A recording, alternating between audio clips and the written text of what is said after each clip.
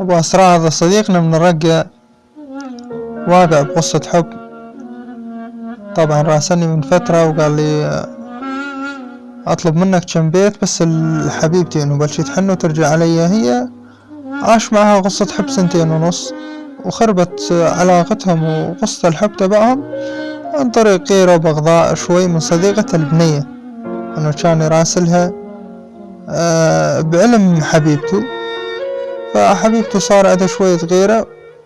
وشك بالموضوع إنه بيناتهم علاقة، وهو الشاب مو شايف غيرها هي حبيبته، فخربت علاقتهم. فيقول من كثر شوقي وحبي إلها، يقول صدق تمنيت بعد فترة إنه أشوفها بحلم من قد ماني مشتاق لها. فبعد ما قال لي هالحكي هذا كتبت له كم بيت،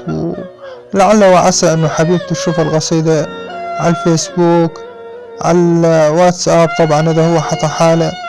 وتخلو وترجع له، وإن شاء الله نكون سبب بالإصلاح بين الحبايب. فقلت حلم ردت أشوف عيونك وجتني شحالات الحلم من عيونه مرتني، يا ويلي شلون ساعة وبالظلام النور، يا ويلي شلون ساعة وبالظلام النور، شقد منظر حلو يا ناس أذتني بنص ضياعي وقاعد ضيوفش معاي، كتبت أجمل قصيدة حروفي خانتني، شنو هاي الأبيات مقصر انت هواي،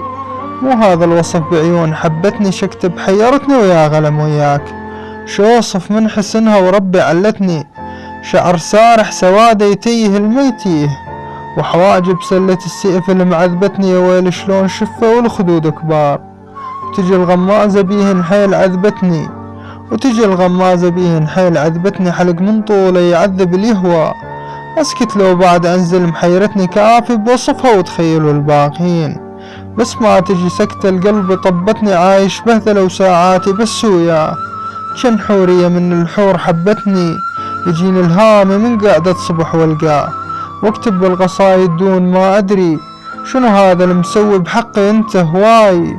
ساحرني بمحبته وراضي يسحرني، ساحرني بمحبته وراضي يسحرني. وسلامتكم.